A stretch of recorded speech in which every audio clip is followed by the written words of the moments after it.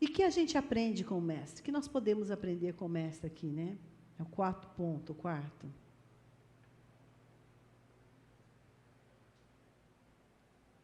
Que nós devemos seguir o exemplo de Jesus, de confiança e fé em Deus.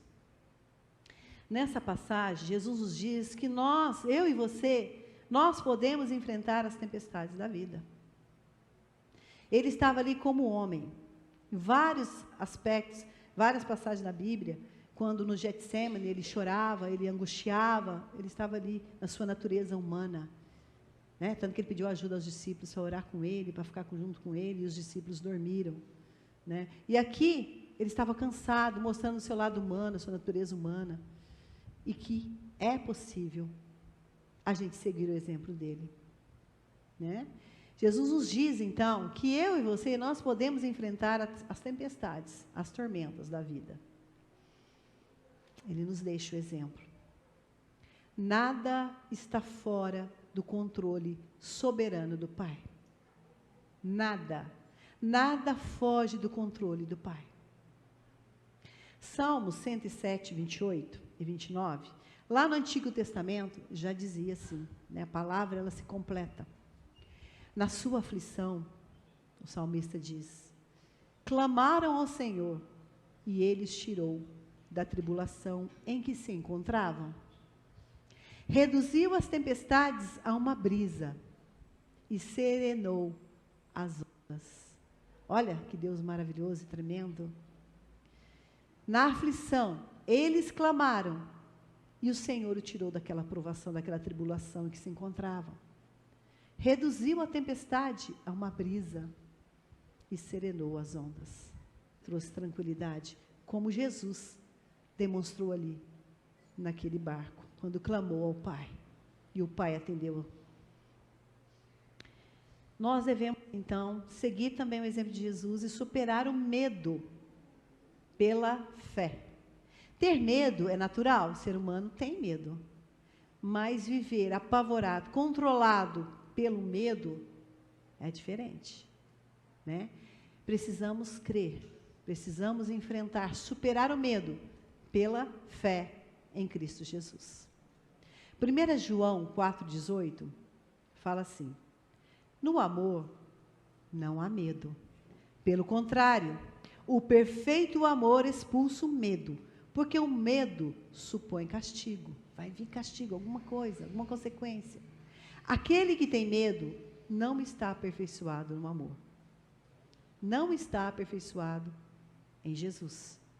Aquele que vive com medo, com pavor, que não consegue colocar a fé adiante, precisa aperfeiçoar-se no amor. Precisa buscar em Deus, em Jesus.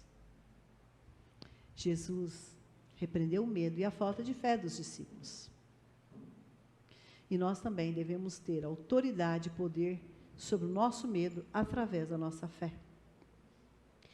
2 Timóteo 1,7 diz: pois Deus não nos deu espírito de covardia, mas de poder, de amor e de equilíbrio.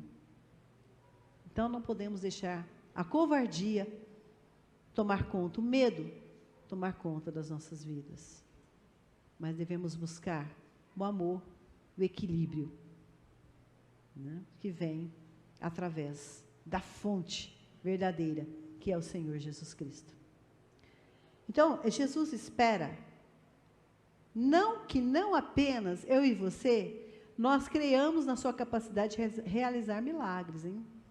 Mas Ele espera uma confiança contínua, que permeia todas as áreas da nossa vida, tá? Ainda mais nos momentos de medo e incerteza. Ele não quer que nós creiamos só que, Senhor, Ele pode fazer o milagre, Ele é Deus de milagre, mas Ele quer ainda mais essa fé operante, não só da boca para fora, né?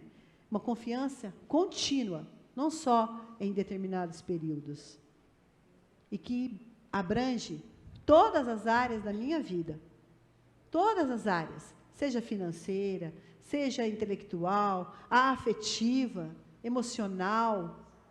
Deus espera que nós busquemos nele essa confiança e tenhamos certeza, no momento de medo e dúvida, de que ele está no controle.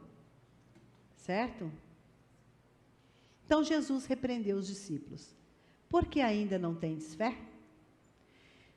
Isso nos mostra a sua fragilidade em relação à nossa fé. Que sob pressão, pressionados, sob uma pressão extrema, podemos ceder ao medo e podemos deixar de crer. Isso é verídico, né? Podemos duvidar da presença e do poder de Deus nos momentos de crise, dificuldade, doença, no momento de tormentas, de dificuldades na nossa vida, das tempestades.